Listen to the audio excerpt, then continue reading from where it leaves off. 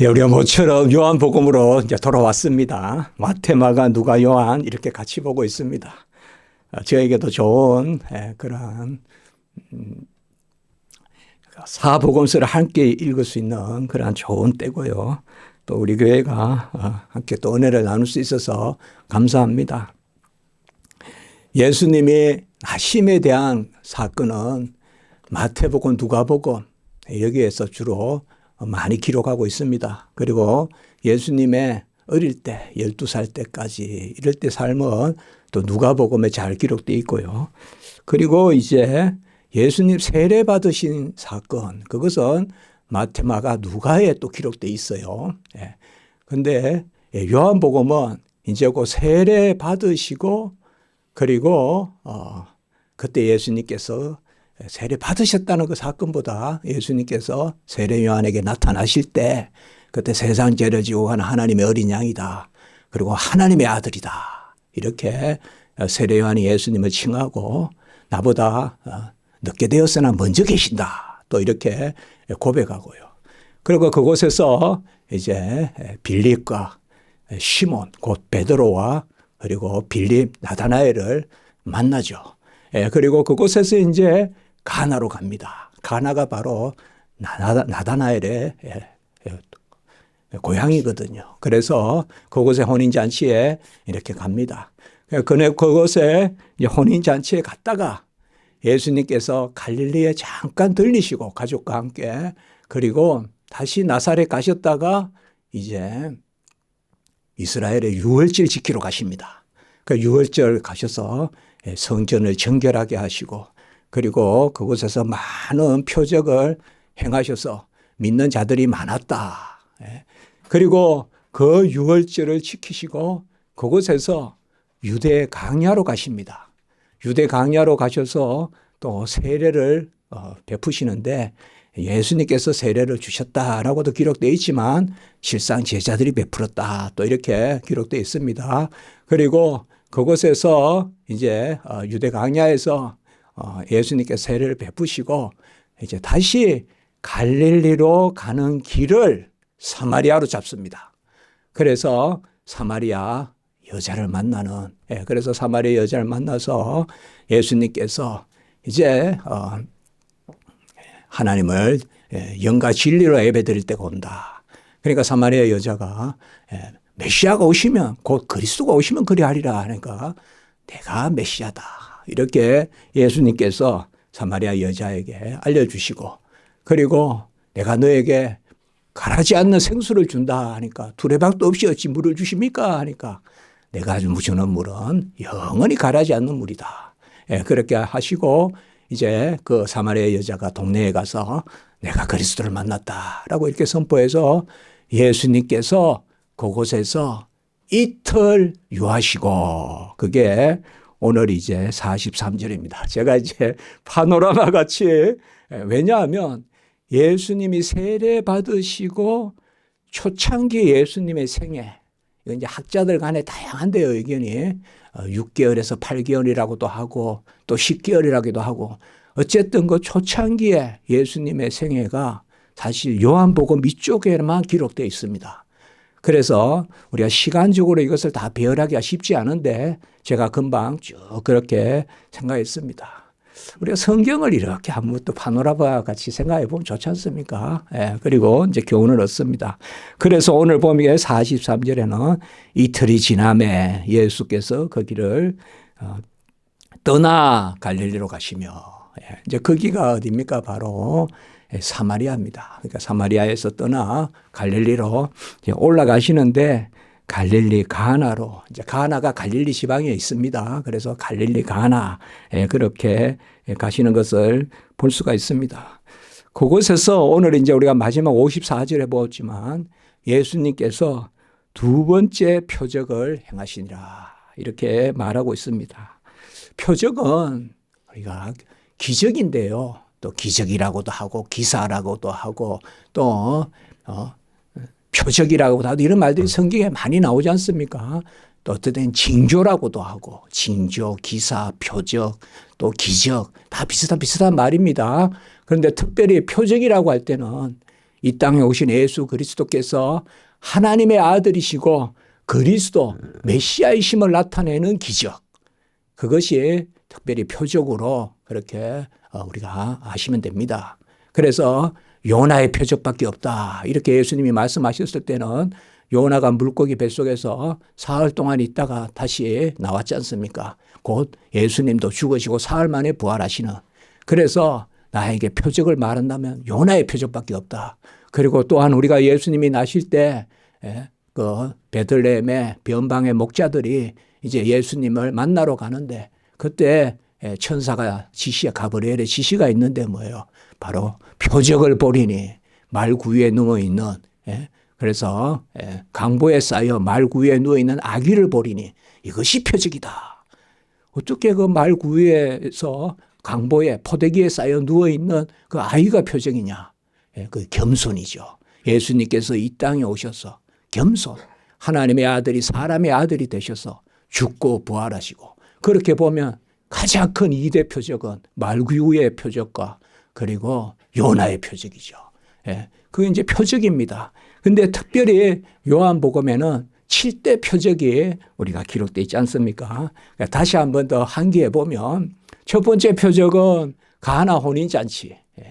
여섯 그 항아리에 물이 포도주로 변하는 특상품 포도주로 변하는 그래서 그게 첫 번째 표적이고 두 번째는 이제 오늘 말씀에 나온 왕의 신하의 아들을 죽어가는 아들을 살리시는 표적. 이것이 두 번째 표적이고요. 그리고 세 번째 표적은 바로 다음 장 5장에 나오는데 38년 된 병자를 고치는 이게 이제 우리가 베데스다 이렇게 우리 기억하고 있죠. 38년 된 나면서 안전병이 된 이게 세 번째 표적이고 네 번째 표적은 바로 오병이어의 기적. 오병이어 떡 5개 물고기 2마리로 이제 군중을 먹이는 5천 명을 먹이는 오병이어의 기적이고 그리고 바로 이어서 항상 오병이어의 기적을 마치고 예수님께서 제자들을 먼저 버리고 그 밤에 물 위로 걸어오시잖아요. 그렇게 다 요한복음 6장에 기록되어 있는데요. 오병이어의 기적과 물 위로 걸어오시는 물 위로 걸어오시는 것이 바로 5번째 표적. 그리고 6번째 표적은 뭡니까? 이제 우리가 잘 아는 실로암. 나면서부터 또 이 사람은 소경된 맹인된 자를 낫게 하시는 실로암의 그 역사, 실로암에서의 이게 6번째고 마지막 7번째는 또 역시 우리가 잘 아는 요한복음 11장에 나사로야 일어나라. 나사로를 살리신. 사실상 이것을 우리가 7대 요한복음의 표적이다라고 하는데 사실상 오병이어의 기적, 물 위를 걸으신 거 이거는 다른 복음서에도 기록되어 있죠. 그러나 나머지 기적들은 사실 요한복음의 중심적으로 기록되어 있는 것을 볼 수가 있습니다. 사마리아를 떠나서 이제 사마리아에 믿는 사람들이 많았습니다. 동네가 믿게 되었습니다. 사마리아는 참으로 버림받은 땅이지 않습니까? 그런데 예수님이 그곳까지 가셔서 예수님이 그리스도고 메시아고 우리가 4장 42절 마지막에 보면 우리가 친히 듣고 그가 참으로 세상의 구주인 줄 압니다. 이렇게 이야기했단 말이에요. 예수님께서 사마리아에 잠시 머무셨어요. 오래 머무시지 않았고 유하셨는데 그때 예수님께서 말씀해 주셨는데 그 말씀이 뭐라고 기록되어 있지는 않지만 사마리아 여자에게 한 말씀과 같은 그러한 의미가 있지 않겠습니까? 예수님이 가라지 않는 생수고 그리스도고 메시아고 그러니까 그들이 그가 참으로 세상의 구주시다. 세상의 구주시다. 세상을 구하시는 주가 되신다. 그 역사가 있었습니다. 그리고 이제 오늘 여기에 갈릴리에 다시 오셔서 갈릴리 사람들이 영접했습니다. 갈릴리 사람들이 영접했어요. 그런데 우리 예수님께서는 뭐라고 말씀하십니까? 선지자가 고향에서는 높임을 받지 못한다. 이 고향이 어디입니까? 이것도 또 주석이 다양합니다. 그러나 우리는 금방 생각하죠. 예수님의 고향이 베들레헴이겠습니까? 베들레헴에서 나셨죠. 그러나 잉태는 나사렛에서 하셨고 사신 것은 나사렛이죠.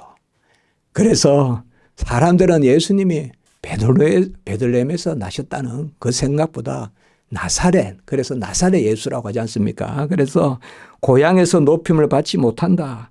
마가복음 6장 4절에 보면 선지자가 자기 고향과 자기 친척과 자기 집 외에서는 존경을 받지 못함이 없느니라. 그러니까 고향과 집과 친척들에게만 따돌림을 받고 선지자가 다 환영을 받는다. 그런데 고향에서는 환영을 받지 못한다. 오늘 어떻게 보면 모순되는 것 같아요. 갈릴리 사람들은 환영했잖아요. 갈릴리 사람들이 이거 크게 보면 여기가 고향이에요. 고향, 지금 고향이라고 말하는. 크게 보면 갈릴리 안에 가나도 있고 나사렛도 있고 그래서 그러나 크게 보면 갈릴리 사람들이 배척한다는 이야기예요. 사실은. 갈릴리 사람들이 배척한다는 건데 오늘 말씀에는 갈릴리 사람들이 그를 영접했다. 그런데 이것은 일시적인 영접이에요. 왜 그럴까요? 바로 원인이 적혀 있죠. 명절에 갔다가 이스라엘 백성의 3대 명절은 예루살렘에 올라가잖아요. 최소한 남자 성인은 한 번은 가야 돼요. 셋 중에 하나는. 그 3대 명절에 올라가는데 그 중에 그때 예수님께서 예루살렘에서 행한 기적을 많이 보았다. 또 그것만 있겠습니까? 또 그들은 이미 가나 혼인잔치에서 예수님이 베푸신 기적을 보았잖아요. 얼마나 좋은 기적입니까? 모자라는 포도주를 꽉 채워주셨으니 그런 좋은 기억이 있죠. 그리고 또 한 가지가 있죠. 또 가나 사람에게 나다나엘이 바로 가나 사람이잖아요. 그래서 이 나다나엘은 초창기부터 예수님을 계속 따라다녔다고 우리는 생각합니다. 예수님 세례 때부터 가나 또 예루살렘 가셨을 때 유월절 때 그리고 유대 강야의 세례 베푸실 때 그리고 사마리아 갔을 때 이렇게 따라다녔을 것이다 같이. 뭐 구체적인 것은 아니지만 그렇게 생각할 수 있어요. 그리고 나다나엘이 가나가 고향이니까요. 가나 사람 나다나엘이니까요. 그래서 이 사람들이 예수님을 일시적으로 환영한 거예요. 사실상 선지자가 고향에서 높임을 받지 못한다라는 것은 바로 이성적인 그 생각이죠. 이성적인 생각이죠. 이성적으로 헤아리는 것입니다. 이성적으로 헤아리니까 우리 금만도 찬양도 들었지만 우리 본향 천국에서 주와 같이 영원히 살리라 찬양했지 않습니까? 우리 본향이 천국에 있는 사람, 우리 본향이 천국에 있는 사람들, 그 사람들은 이 땅을 나그네의 삶으로 생각하죠. 그러나 여기에서 고향이라는 것은 예수님께서 잘하신 고향도 되지만 더 넓게 생각하면 이 땅을 본향이라고 생각하는 사람들, 이 땅을 본향이라고 생각하는 사람들이 다 예수님을 배척합니다. 예수님을 따르는 사람은 이 땅이 본향이 아니라 하늘이 천국이 본향이다. 하나님의 나라가 본향이다. 그런데 예수님께서는 이성적으로 판단을 하는 것이죠. 그러니까 혈육의 눈으로 거듭나지 않는 눈으로 이성의 눈으로 보는 것입니다. 뭐 저런 사람이 주의 종이야. 뭐 저런 사람이 목사를 해. 이제 그렇게 생각할 수 있잖아요. 맞아요. 세상적인 눈으로. 맞잖아요. 그럼 우리 주님도 버림받은 돌이 모퉁이 돌이 되고 코너스톤이 되고 그렇게 되지 않습니까? 하물며 우리를 이까 보겠어요. 어떻게 그 말이에요. 사실상 혈육의 눈으로 보면 그렇죠. 그래야 주의 종들이 그 이야기입니다. 어떻게 혈육으로 이렇게 짜맞춰서 어릴 때부터 공부도 잘했고 어릴 때부터 똑똑했고 그래서 목사 됐어. 그게 아니라는 것이죠. 그게 아니라는 것입니다. 어떻게 보면 당연한 이야기입니다. 거듭난 것이 아니라 거듭나지 않은 이성의 눈으로 보는 그게 고향의 눈이잖아요. 그렇지 않습니까? 저도 고향에 안 가보지 오래됐는데 고향이라는 곳이 그런 곳 아니겠어요? 가보면 그렇게 판단하는 거 아니겠어요? 그것을 이야기합니다. 그러니까 주님의 이 말씀은 선지자가 고향에는 심지어 친척과 가족도 높임을 받지 못한다. 높임을 받지 못한다.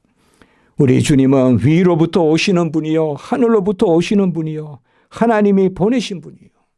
참빛으로 오셨지만은 사람들이 그를 영접하지 않았습니다.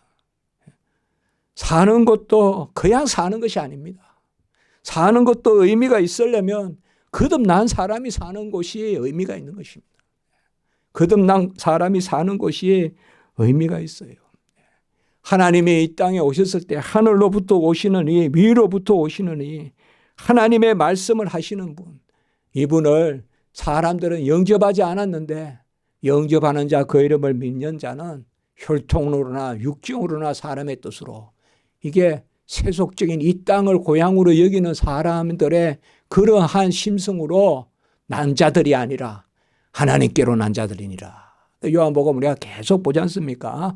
1장 13절에 하나님께로 난 자들, 이 땅을 고향이라 여기지 않고 본향이라 여기지 않고 하나님의 나라를 본향이라고 여기는, 그것이 바로 오늘의 예수님의 말씀이에요. 이 말씀을 우리가 많이 인용하고 특별히 고향에서 대접 못 받아, 목사가 고향에서 대접 못 받아 하는데 그 고향에서 대접 못 받는 것이 아니라 거듭나지 않는 어떤 조건에서는 대접받지 못하겠죠. 주의 종이 뭡니까? 거듭난 거지. 주의 종이 자기 게 뭐가 있습니까? 거듭난 눈으로 봐주면 그거는 환영을 받겠죠. 그 예수님께서 갈릴리 가셨을 때 의사야 너부터 고쳐라, 이게 속담으로 격언으로 이야기한단 말이에요. 그때 또 예수님이 똑같은 말씀을 하시는 것입니다. 그런데 이제 이곳에서 그러니까 사실 속을 다 들여다보고 있어요, 예수님은. 왜 예수님이 이 말씀을 했을까요? 이 말씀에 우리가 정확한 해석은 그래요. 바로 저들은 일시적으로 환영하는 거예요. 일시적으로. 왜? 가나 기적을 일으켜 줬고, 그리고 유월절에 가보니까 표적을 많이 행했고, 그래서 예수님께서 말씀하시는 겁니다. 48절의 말씀에 보면 너희는 표적과 기사를 보지 못하면 도무지 믿지 아니하리라, 이렇게 말씀을 하는 것입니다. 자, 오늘 사건은 바로 예수님께서 이 갈릴리 가나에 이르시니, 갈릴리 가나에 이르시니, 이 예수님께서 갈릴리 가나, 곧 물로 포도주를 만드신 이곳에 왕의 신하가 있다. 이 왕의 신하는 바로 가버나움, 가버나움에 있는 왕의 신하입니다. 그야말로 왕의 신하입니다. 갈릴리 지역은 바로 헤롯 아그리빠가 다스리죠. 그래서 그 헤롯 아그리빠, 갈릴리 분봉왕의 신하입니다. 이 왕의 신하가 누군지는 정확하게 알 수 없지만 누가복음 8장 3절에 보면 헤롯의 청지기 구사의 아내 요한나가 예수님을 따랐습니다. 우리가 보면 마리아, 요한나 있지 않습니까? 헤롯의 청지기 구사일 것이다 라고 많이 생각합니다. 헤롯의 청지기, 그러면 헤롯 아그리빠 왕의 청지기는 뭡니까? 재산 관리하는 사람입니다. 실권자죠, 한마디로. 한마디로 재무부 장관이죠. 재무부 실무자죠. 그래서 헤롯의 청지기 구사 아닌가. 그리고 그의 아내 요한나. 그러면 구사와 요한나의 아들을 낳게 하신 거예요. 오늘 살려주신 거예요. 그러니까 요한나가 예수님을 따라서 갈릴리로부터 예수님의 십자가까지 따라가는 그 여자들 중에 하나이다. 그렇게 보는 경우가 있어요. 그래서 헤롯의 청지기 구사일 것이다. 그리고 어떤 사람은 헤롯의 젖동생 마나엔, 헤롯의 젖동생 마나엔, 한번 성경을 우리가 보시면 기억나실 겁니다. 아마 헤롯의 젖동생 마나엔, 젖을 물려주고 했던 그 동생 마나엔, 젖을 물릴 정도면 얼마나 가깝습니까? 친동생은 아니고 헤롯의 젖동생 마나엔, 이 사람은 어디에 이름이 나오는가 하면 안디옥 교회의 이름이 나옵니다. 안디옥 교회에. 그래서 바로 이 왕의 신하가 그 사람일 것이다. 요한복음의 한 인물에 이렇게 중점을 두고 기록하는 것은 이건 아주 중요한 일이거든요. 그래서 그렇게 생각해 봅니다. 그러나 그가 누군지는 모릅니다만은 확실한 것은 대단한 인물입니다. 대단한 인물. 대단한 인물이 예수가 갈릴리로 오셨다는 말을 듣고 47절에 보면 듣고 가서 청하되 내려오셔서 아들의 병을 고쳐주소서. 요한복음이 상당히 태초의 말씀이 계시니라 하고 깊은 그러한 복음의 진리를 담고 있지만 그 표현은 또 상당히 이렇게 동사가 많고요. 이런 또 사건이 많습니다. 그러니까 여기에 보면 오늘 듣고 가서 청하되 이 왕의 신하가 듣고 가서 청하되 예수를 만날 기회를 얻게 되었습니다. 들었습니다. 얼마나 자식의 병 낫기를 위하여 애를 써보았겠습니까? 온갖 걸 다 해보았을 것입니다. 열병입니다. 열이 나서 죽는 겁니다. 죽어간다라고 이야기했습니다. 이 말은 오늘로 거의 죽게 되었다고 했습니다. 거의 죽게 되었다는 건 뭘까요? 오늘날로 말하면 그야말로 회생 불가능한 병이라는 것입니다. 그리고 시한부의 병이라는 것입니다. 거의 죽게 되었다. 이것은 더 이상 음식을 먹을 수도 없고 그저 그렇게 죽어가는 그 아들입니다. 그런데 그가 어떻게 알았든지 예수님이 표적을 행하시고 예수님이 이 땅에 오셔서 사람을 살리시는 능력을 베푸시는 분이라는 거 우리가 지난주 계속 봤지만 모든 각양의 병을 고쳤지 않았습니까? 가버나움에서 밤에 사람들이 막 모여서 모든 병자들과 귀신 들린 자들을 고치셨지 않습니까? 그런 소식을 들은 거예요. 그래서 예수밖에 없다. 예수밖에 없다. 그 생각을 한 것입니다. 그래서 예수가 그렇게 예수를 알고 있는데 예수는 어디 계시냐 이 말이에요. 요새 같으면 뭐 금방금방 뭐 어떻게 해보겠지만 그때는 어디 있는지 어떻게 압니까?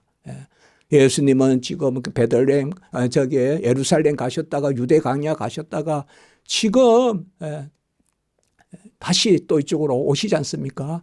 어떻게 압니까? 그런데 그 소식을 들었습니다. 이것이야말로 복된 소식, 기쁜 소식 아니겠습니까? 들었습니다.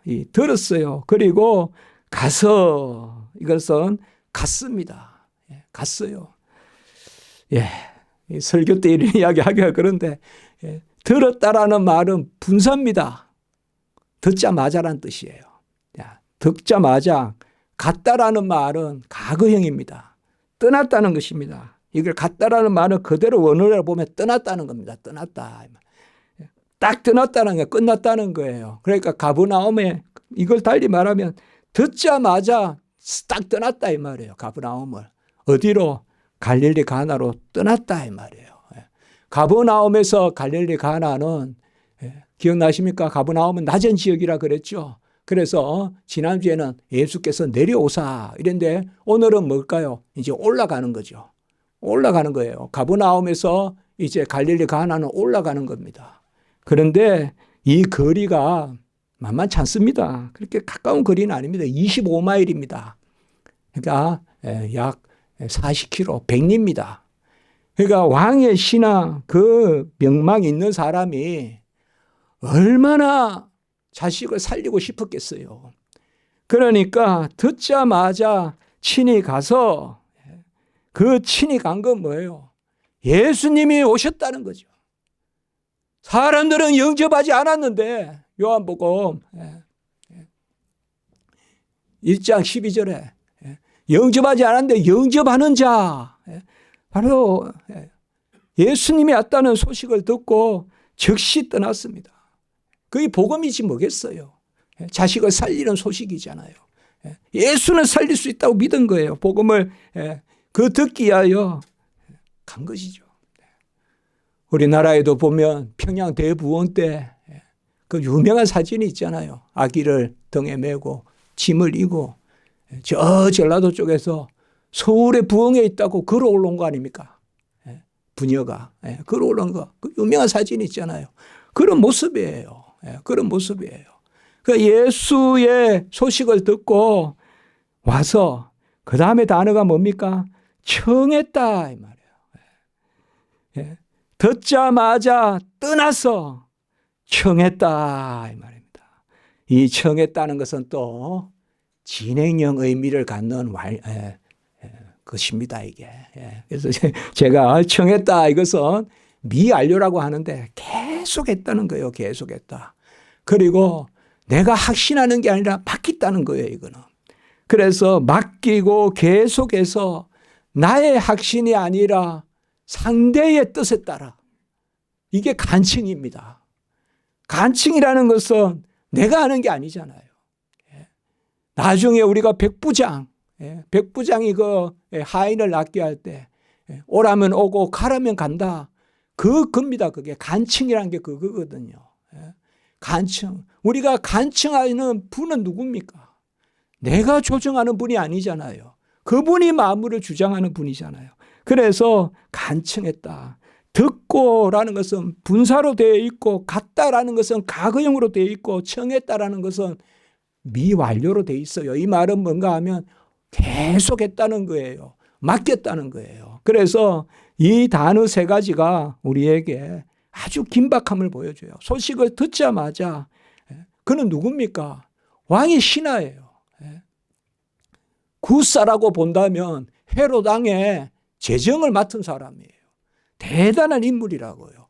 그 대단한 인물이 예수를 만나려고 부른 천리 그 백리길을 그 길을 왔다 이 말이에요. 바로 40km 우리로 말하면 백리길을 걸어서 왔다 이 말이에요. 이건 간절함이죠. 간절함. 그래서 내려오셔서 내 아들의 병을 고쳐주소서 이렇게 이야기합니다. 47절은 상당히 긴박하게 이렇게 기록되어 있는 것을 볼 수가 있습니다. 우리는 간절함. 제가 그런 말씀을 드렸지 않습니까? 기도는 잘하는 것은 없다. 간절한 기도만 있다.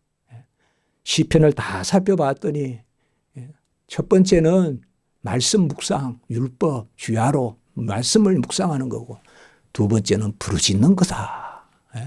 그래서 말씀 붙들고 부르짖는 거. 그게 뭐냐? 기도다. 간절함. 12의 혈류병 환자가 간절함을 가지고 예수의 겉옷이라도 만지면 나으리라. 병은 점점 악화되고 재산은 다 탕진하고 의사조차도 조롱했다고 나오고 그리고 무엇보다도 그 병은 혈류병이라 자랑할 수 있는 병도 아니고 부정한 병.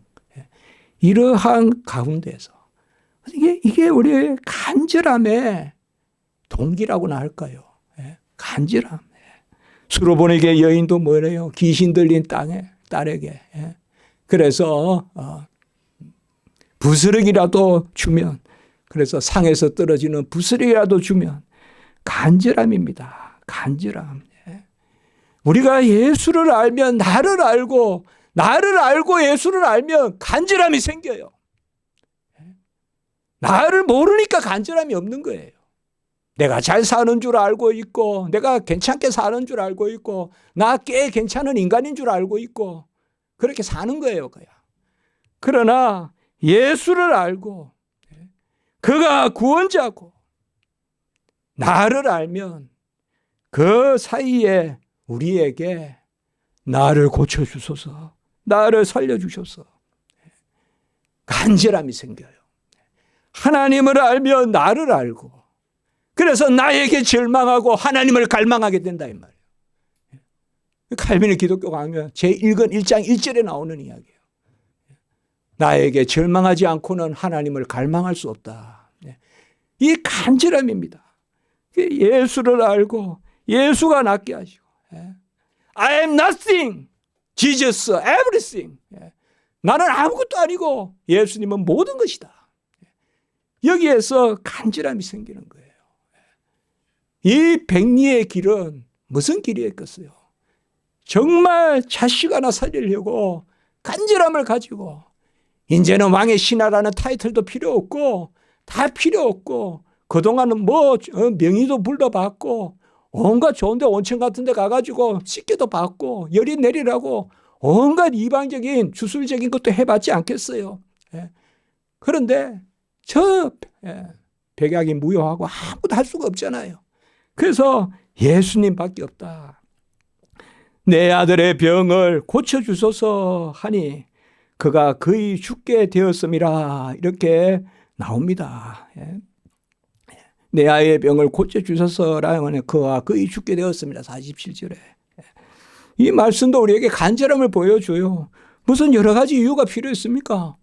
애가 죽어가니까 고쳐달라는 거예요, 그냥. 저는 이걸 절대 강구라고 생각해요. 거의 죽게 되었다. 회생 불가능하다, 이 말이에요. 회생 불가능하다. 그러면 주님께서 걱정하지 마. 내가 가서 고쳐줄게. 아니면 걱정하지 마. 여기서 고칠 수 있어. 말 한마디면 돼. 그렇게 하지 않습니다. 주님은 뭐라고 합니까? 여기에 모든 복음서에 공통적으로 나오는 개념입니다. 이게 병을 낫는 것, 그것이 1차적인 목적이 아니라 진정 생명을 살리는 것이, 일시적인 육체적인 생명을 살리는 것이 아니라 영생을 주는 것이 않습니까? 그래서 우리 주님은 대화를 바꾸세요. 예수께서 이르시되 너희는 표적과 기사를 보지 아니하면 도무지 믿지 아니하리라. 믿음을 이야기합니다. 믿음을 이야기해요. 이건 전혀 어떻게 대화를 지금 바꾸는 거잖아요. 아들 지금 살려달라 그러는데 예수님께서는 너희가 표적과 기사를 보지 못하면 도무지 믿지 아니하리라. 표적과 기사를 안 보여도 믿겠냐? 그래서 표적과 기사를 보이노라. 그러니 믿으라. 이것은 아직 오순절 성령 강림 이전의 모습이에요. 이제 오순절 성령이 임하여 신약시대 백성은 표적과 기사로 믿는 게 아니에요. 이제는 보혜사 성령이 내 안에 임했기 때문에, 이제는 내가 사는 것이 아니요 그리스도가 내 안에 살기 때문에 아무것도 무익해요. 필요 없어요. 아무것도. 예수를 그냥 믿는 거예요. 예수를 믿는 거예요. 뭐 우면산이 옮긴다고 해도 신경 안 써요. 한강이 멈춘다 해도 신경 안 쓴다 이 말이에요. 주 예수가 내 안에 들어오셨는데, 그러나 이들에게는 너희는 표적과 기사를 보지 못하면 도무지 믿지 아니하리라. 바로 요한복음 1장 12절을 리마인드 시키는 거예요. 믿음이 없이는 뭐예요? 영접하는 자 그 이름을 믿는 자는 하나님의 자녀가 되는 권세를 주셨으니. 그리고 히브리서 11장 6절 믿음이 없이는 하나님을 기쁘시게 하지 못하나니. 지금 예수님은 누구십니까? 이 땅에 오신 하나님의 아들이세요. 그분은 무슨 권세로 병을 낫게 하십니까? 하나님의 아들의 권세로서 고쳐주시는 거예요. 그러나 예수에게 와서 병 낫기를 구한다는 것은 그저 어느 한 사람을 만나서, 약사를 만나서, 의사를 만나서 병을 낫게 해달라는 것이 아닙니다. 그 예수는 누굽니까? 바로 사마리아 사람들에게 생수를 주시는 분이에요. 이것은 우리가 요한복음 앞부분에 사마리아 여자의 그 말씀과 똑같은 것이에요. 사마리아 여자도 뚜레박을 가지고 육체의 물을 구하러 왔어요. 그런데 예수님은 뭐예요? 가라지 않는 생수를 주겠다 그래요. 그건 영생이에요. 그거는 우리가 물로 뚜레박으로 품마시는 게 아니란 말이에요. 그러니까 뭐예요? 뚜레박을 딱 던져놓고 물동이를 던져놓고라는 말이 그겁니다. 바로 물동이를 던져놓고 이제 영생수를 얻었으니까 똑같은 맥락입니다. 지금 여기도 지금 아들을 살려달라는, 육체의 물을 달라는 그것으로 왔어요. 그런데 주님은 뭐예요? 내가 너에게 주는 것은 생수다, 이 말이에요. 이 생명은 지금 아이의 생명을 낳게 하면 그 생명은 또 죽게 되지만 이제 내가 주는 생명은 영원히 사는 생명이다. 그 생명을 얻으려면 믿어야 된다, 이 말이에요. 그래서 믿음을 이야기하는 겁니다. 그래서 믿음을 이야기해요. 그러니까 49절에 신하가 이르되 주여 내 아이가 죽기 전에 내려오소서, 이렇게 이야기합니다. 어떻게 보면 알지도 못하고 계속 때려 쓰는 것 같습니다. 그러나 여기 하나 중요한 단어가 있습니다. 바로 주여라는 단어입니다. 이게. 여러분, 우리가 지난주에 말씀을 보았죠. 시몬에게 예수님이 오셨을 때 처음에는 뭐예요? 선생님 이렇게 불렀죠. 그러다가 뭐예요? 주님이라고 불렀죠. 그렇죠. 호칭이 바뀌었잖아요. 선생님이라고 부르다가 주님이라 불렀다. 그러니까 그 주님의 말씀에 의지하여 그물을 내린다. 오늘도 여기 마찬가지입니다. 주여 내 아이가 죽기 전에 내려오소서. 이것은 이제 믿음의 고백입니다. 그러니 예수님께서 5절에 내 아들이 살아있다 하시고 예수께서 하신 말씀을 믿고 가더니라고 이렇게 말씀합니다.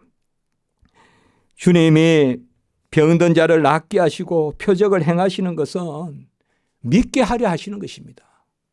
단지 병을 낫게 하는 것, 그게 목적이 아닙니다. 중풍병을 낫게 했을 때 제사함을 받게 했다. 제사함을 받았다고 먼저 말씀해 주셨어요. 제사함부터 선포하시고 중풍병을 낫게 해 주셨습니다. 그리고 성전 미문에 나면서 안전병이 된 그 사람에게는 뭐예요? 40살이나 다 된 사람인데 그 사람이 구걸을 했을 때 돈 좀 달라고 해서 돈을 주는 게 아니라 이 말이에요. 돈 달라면 돈 주고, 그게 우리 신앙 아니다 이 말이에요. 영생을 얻는 것입니다. 하나님의 자녀가 되는 신분을 얻는 것이에요. 그래서 그가 병이 나와서 뛰고 성전에서 찬송하니라. 그래서 예수 그리스도로 말미암아 난 믿음이 그를 완전히 낫게 했다. 완전히 낫게 했다. 사도행전에 완전히 낫게 했다가 뭐라고 했습니까? 바로 육체도 나았고 이제 영혼 구원에도 이르렀고, 영혼 구원에도. 그래서 성전에서 예배를 드리고, 바로 그겁니다. 오늘 예수께서 하신 말씀을 믿고 가더니라고 이야기했습니다. 주님이 표적을 행하는 것, 그것은 이제 기록된 말씀이지만 우리 자신이 표적입니다. 최고의 표적은 뭐라고 했습니까? 예수님이 이 땅에 겸비하게 내려오신 낮아지심, 말구에, 강보에 쌓여 말구에 누워있는 아기를 보리니 그것이 표적이다.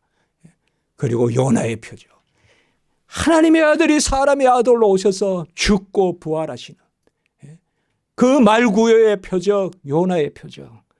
그 표적이 누구를 위한 것입니까? 나를 살리기 위한 거 아닙니까? 우리 안에 들어오시는 거 아닙니까? 죽고 부활하신 거, 왜 죽고 부활하셨습니까? 성천하셔서 우리에게 영으로 내려오시려고. 그것이 제일 표적 아닙니까? 나의 생명이 아니라 주님이 생명입니다. 주님을 모셔야 됩니다. 표적과 기사를 보고, 표적과 기사는 똑같은 말입니다. 그냥 기적이란 말입니다. 표적을 그냥 강조하는 말입니다. 표적과 기사를 보지 아니하면 믿지 아니하는데, 우리는 뭡니까? 도마에게 주님이 말씀을 하셨죠. 부활하신 주님이. 너는 나를 본 거로 믿느냐? 보지 못하고 믿는 자들은 복되도다 라고 이렇게 말씀했습니다. 보지 못하고 믿는 자들은 복된 자다. 요한복음 2장 24절에 보면요, 아주 말씀이 잘 돼 있어요. 6월절에 예수께서 예루살렘에 계시니 많은 사람이 그가 행하시는 표적을 보고 그의 이름을 믿었으나 예수는 그의 몸을 그들에게 의탁하지 아니하셨으니. 제가 옛날에 이 구절이 뭔지 잘 이해가 안 됐어요. 많은 사람들이 행하는 표적을 보고 그의 이름을 믿었으나 예수는 그의 몸을 그들에게 의탁하지 아니하셨으니 이는 친히 모든 사람을 아심이라. 일찍이 예루살렘 올라가셨을 때 표적을 행하셨을 때 많은 사람이 믿었으나 그들은 의지하지 않았다. 이 말은 그들을 신뢰하지 않았다는 거예요. 그거는 뭐예요? 표적을 믿고 따르는 신앙. 그 신앙은 일시적인 신앙이란 말이에요. 그것으로 잠시 그 표적이 끝나면 사라지는 그런 신앙은 온전치 않은 것입니다. 기복적인 신앙, 뭐 내가 잘 살았어, 뭐 일이 잘 돼서, 그게 아닙니다, 여러분. 주님은 주님이시니 주님이시오. 주님은 나리에 죽으시고 나리에 부활하시고, 주여 내 아이가 죽기 전에 내려오셔서, 주여 내 아이가 죽기 전에 내려오셔서. 저는 이 말씀에서 내려오라, 오라, 가라 하는 그게 아니라 주여, 주님이 강조된다는 것입니다. 주님을 믿는다는 것입니다. 주님이 여기에 고백했어요. 주는 그리스도시요 살아계신 하나님의 아들이시고, 이 사마리아 사람들이 세상의 구주라고 고백했던 그 예수 그리스도. 그러니까 우리 주님께서 뭐예요? 가라, 내 아들이 살아있다라고 이렇게 말씀했습니다. 내 아들이 살아있다. 여기는 또 딱 현재형으로 썼어요. 내 아들이 살 수 있다라고 하지 않았어요. 살아난다라고도 하지 않았어요. 내 아들이 살아있다, 살아간다. 이런 표현이요. 살아있다, 살아간다, 살고 있다. 내 아들이 살아있다라고 이렇게 말씀했어요. 이것은 바로 창조적인 권능입니다. 창조적인 권능이에요. 그 순간 하나님께서 생명을 온전케 하시는 거예요. 그 권능을 예수 그리스도께서 행하시는 것입니다. 우리가 예수님의 말씀을 믿고 또 예수님의 말씀을 대언하고, 오늘 이 왕의 신하도 예수님께서 하신 말씀을 믿고 갔다.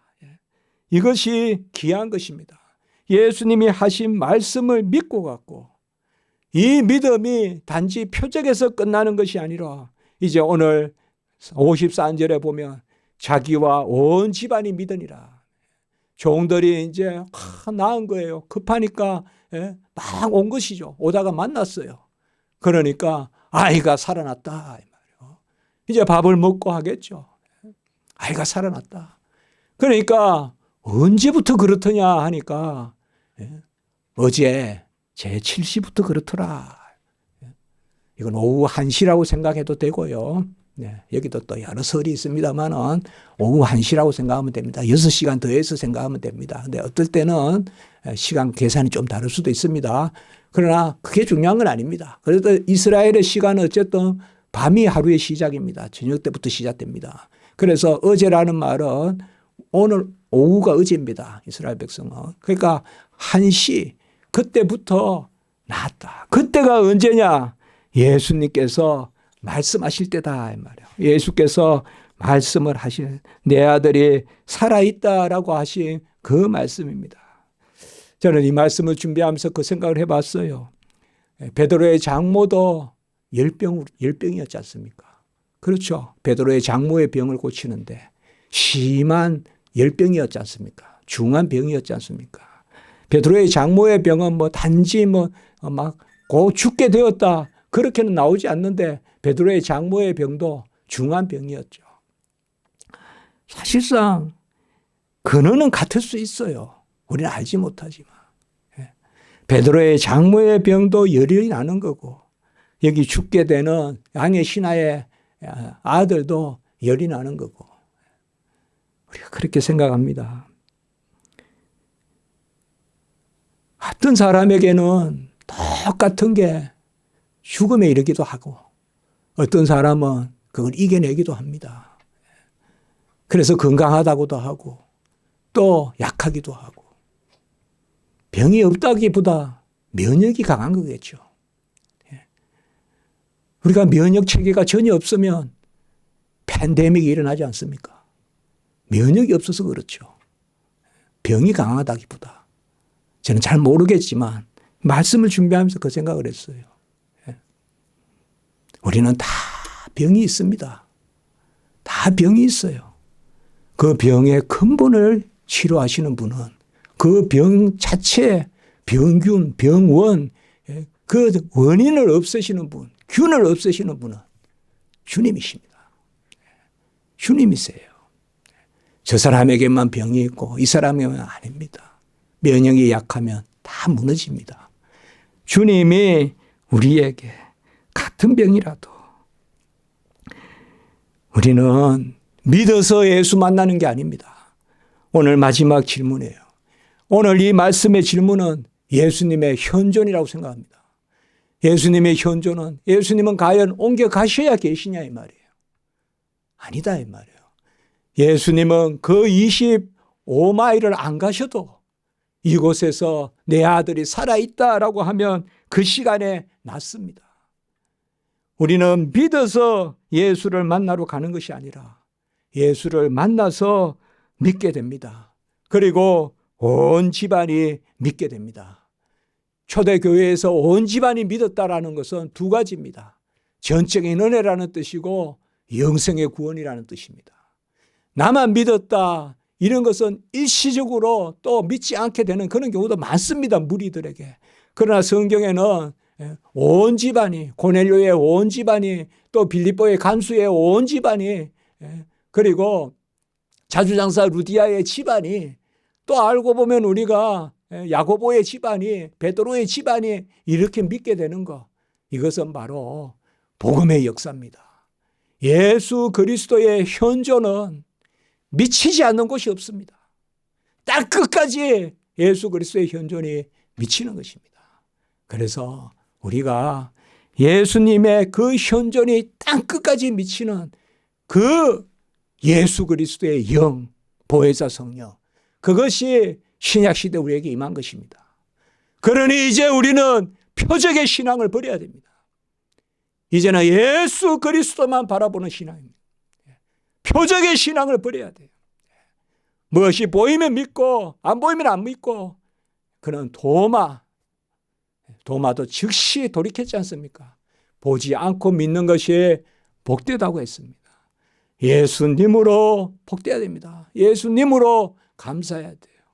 내 기분으로 믿는 거 아니에요. 내 의지로 믿는 거 아니에요. 내 정서로 믿는 거 아니에요. 내 지식으로 믿는 거 아니에요. 예수 그리스도를 믿음으로 말미암아 믿음에 이를 줄 믿습니다. 기도드리겠습니다.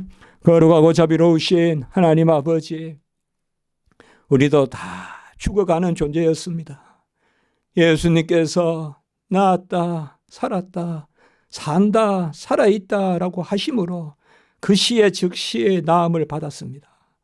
우리가 살아있는 자로 이 지상의 삶을 살 때 예수 그리스도를 찬미하게 하시고 또 예수 그리스도의 복음을 땅끝까지 전하게 하시고 또 예수 그리스도의 그 능력으로 그 힘으로 살아가는 우리 모든 십자가지기 성도님들 되게 해 주시옵소서. 우리 자녀들도 사랑해 주시고 특별히 아버지여 또 새 학기에 또 여러 아버지여 중요한 시험들 이런 많은 것들 앞두고 있습니다. 하나님 은혜를 베풀어 주시고 또 우리 자녀들 건강하게 하시고 우리 선교사님도 건강하게 하시고 우리 십자가지기 모든 성도님들 안위해 주시옵소서. 부정한 종이 또 다음 주 2주간 아버지 아프리카 저 나미비아로 남아공으로 또 아버지가 그 남서부 지역에 또 아버지 가서 또 예배드리고 가르치고 또 강의하고 그런 일들을 하려고 합니다. 하나님 은혜를 베풀어 주시고 모든 것에 현존하시는 예수 그리스도를 친히 경험하고 올 수 있도록 인도해 주시옵소서. 주 예수 그리스도의 이름으로 감사하며 기도드리옵나이다. 아멘.